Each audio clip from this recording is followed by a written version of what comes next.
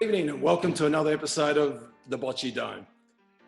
Tonight we're going to talk about something in particular with the game in terms of the disciplines of the game, the different variations we have of our game of Bocce. And joining me tonight on the panel to discuss these matters is Danial Samsa. How are you, Daniel? Good to be back. Good to be back. Disco, Dino and Mikolic, how are you? I'm well, thanks, Tony. Great to be back for another episode of Another fun episode. Well done. And Vanessa, the vivacious Vanessa Allegretto, how are you? I'm good, Tony. How are you? Well, it was much better till I saw that Carlton jumper behind you, so that's a bit of a worry, but we'll let that go. Fine. Okay, today, we're going to talk about the different disciplines within our game of Bocce. We're talking about our doubles discipline, mentioned the singles. Then we have our throwing events, which is the progressive throw, the double rapid relay, and the precision throw. And I guess what happens is people choose to play different events depending on their skill sets and I guess what they feel strong in.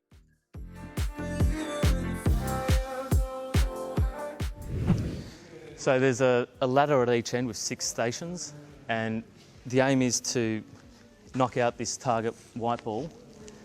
And a valid hit is if you hit it on the head and rolls off the hole, or you can bounce within 50 centimetres of the target and wipe it out. Progression to the next target is only when you hit a valid hit and goes to the next target, and so on and so forth. When it gets to the end, when you hit the last one, it goes back up the ladder, and this is simultaneously at both ends, and the total time you've got is 5 minutes. I think the throwing games is something that's unique to our sport. Obviously, there's a lot of ball sports around the world, but not many of them have the same thing where you're running and throwing a ball, having to hit that target, which is constantly moving.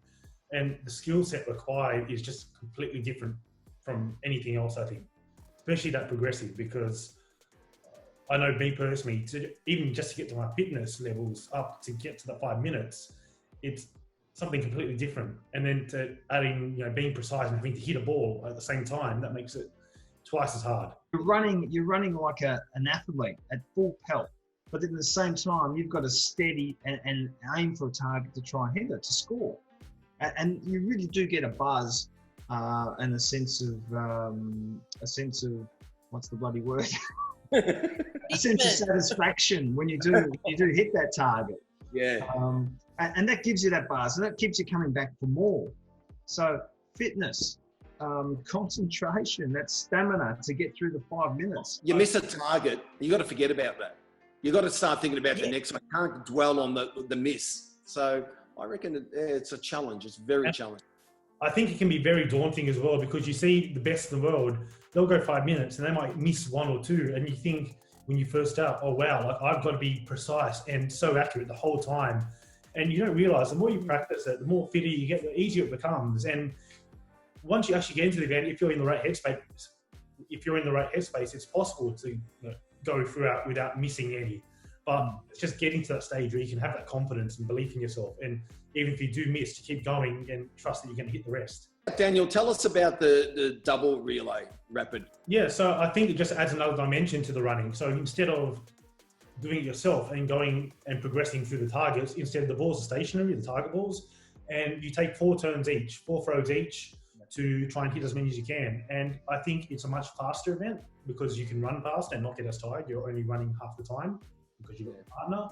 And I think having that other person there also adds that sense of teamwork, and you have to work together, be on the same wavelength, and understand each other, the changeovers, and work together to get a high score. What about the precision throw? That's something that I wish that was around in the days that I was thrown, because I find that a real tough event. Tell us a bit about that. Vanessa, you compete in the precision throw for the women's league. So tell us how you got involved in that. Because it's basically one mat, there's a target, I'm going the same way all the time. And like the men with the rapid, it moves back. But with the precision, the targets are sort of changing up a bit. So they're in different angles or different degrees obstacle in the way. and it changes exactly. The degree of difficulty changes every time. So the further back you go, the difficulty it gets more. Okay, and I guess each target, it's a point system, so obviously accumulate points, highest point. So they range from 1 point to 5 points, Okay. just depending on the difficulty. So Difficult. the further back, the more points. I just like it because you focus on one thing and that's it. But it's exciting to watch too, I think. I think in terms of a spectator, it's great to see the points accumulate as the throwers keep coming through. So. Well, both games are very easy for spectators to understand. The rapid throw, everyone can see what the objective is, and that's to hit as many white balls as you possibly can. And when it comes to precision, it's a little bit slower paced. But obviously, the spectators can see that you're always going for the white target, no matter what it is, whether it's a large white ball or whether it's the small white jack, you're always going for the white one. And if you hit that, the crowd can appreciate the precision and the effort that's been put into obtaining those points by hitting those targets.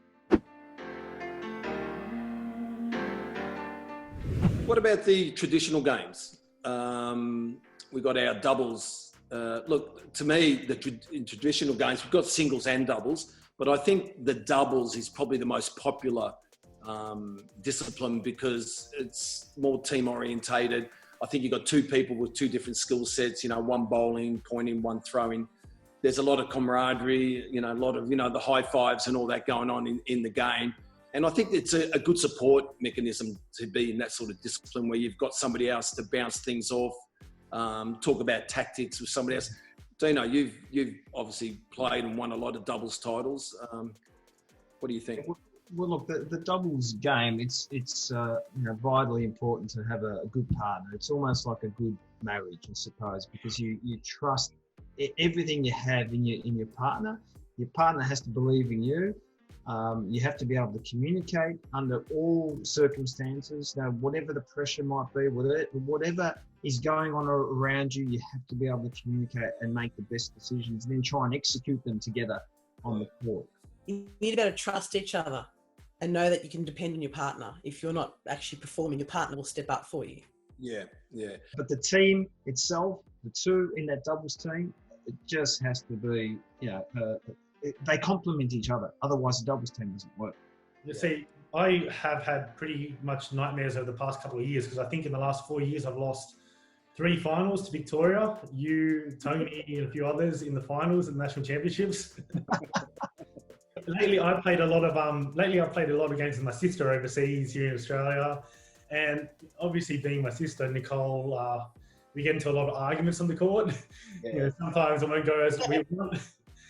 Overseas, we're kind of lucky because we both had our bad moments when we were playing at juniors, and we kind of helped each other out a bit. Obviously, we didn't get as far as we wanted to, but it was fun doing that. And I think if you play with someone you enjoy playing with, it's a fun game. Yeah. It does take time to build a good doubles team too, Daniel. So it's not just one championship or two. It sometimes takes 3 or 4 years to develop a good understanding of each other and a formidable team. Yeah. As singles players, I'm not a strong singles player, obviously, because I don't throw anymore, but what can you tell us about that? Well, I can say it's probably not my strongest event either, to be honest, but I do like the individuality about it. We're talking about the doubles and the teamwork that is in that, but singles, I think, test the player and test all their skills, especially like combining bowling and throwing. You can't win without both. Maybe you can win with good bowling, but it has to be perfect. Yeah. And you kind of supplement with that, with the throwing, and it's very tactical, and you have to think all by yourself on the court, kind of like tennis where you're not allowed a coach to assist you. Yeah. And I like that challenge. Singles, I prefer playing a team event, so singles don't suit me because I don't like being by myself on the court. I like feeding off somebody else.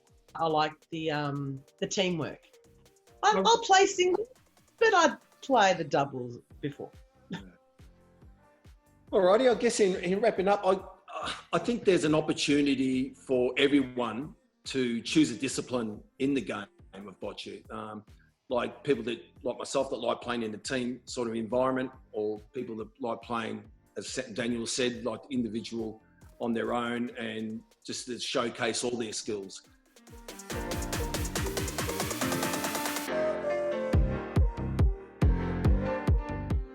All right, we're moving along now to the what happens next segment. Just to recap on last week's video, we just might show that video and we'll come back. All 4 hits, tag, away they go. Yes, on to 13, we go 13, Slovakia on to 18. Short. Slovakia over there going well. Back here in Australia, on to 14. Here we go, yes, nice hit. That's a good bruise. You want to tell us a bit about that, Daniel? We were doing the double rapid together in China, and I think Nicole must have been a bit annoyed with me. I mustn't have been hitting enough, so she decided to take it out of me and try and injure me. That was a payback. Yeah, it hurt as well. The rest of that the rapid, I was really struggling to get through it. Well done. What's like over there? Good. Thank you to all our viewers that got that one correct. I don't know how many of them would have got that one correct unless you knew exactly what was going on. We'll move on to this week's video.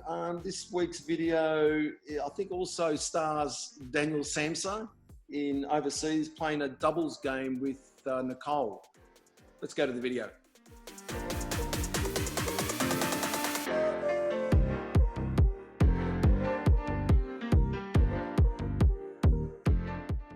Okay, alrighty. It's very interesting there. I don't know what happened there, but Daniel threw at a target and that was where the video stopped. So we'll have to... So me and Nicole were playing in a last year, the World Under-23 Championships doubles. This was a quarter-final and it was a really important part of the game. I think it was the first end and we had a chance to get 4 points with this shot. So let's see what happens. Well, I can't wait to see. Unfortunately, we have to tap in next week for all our viewers to see what happens. So... send your comments in. Tell us what you think happens to that ball, that last throw. All right, I guess time's beaten us again and takes us to the end of the Bocce Dome episode for this week. I'd like to thank our panellists, Daniel, Sensational Samsa, Spielberg. You've got a few names now, mate. Yeah, running out of nicknames for me. Thanks for joining. Disco, Dino Disco Mikolic, the ever iconic. Yeah, iconic. Pleasure all mine, mate. Thanks for your information, mate. It was very intriguing. And Vanessa Allegretto. Thank you very much, Smiley. Good to have you back. Pleasure. Alrighty, I guess that'll be it for this week. Until we meet next week in the Bocce Dome, just remember, if you're not playing bocce, you're not loving life. I'll see you guys next week. Cheers.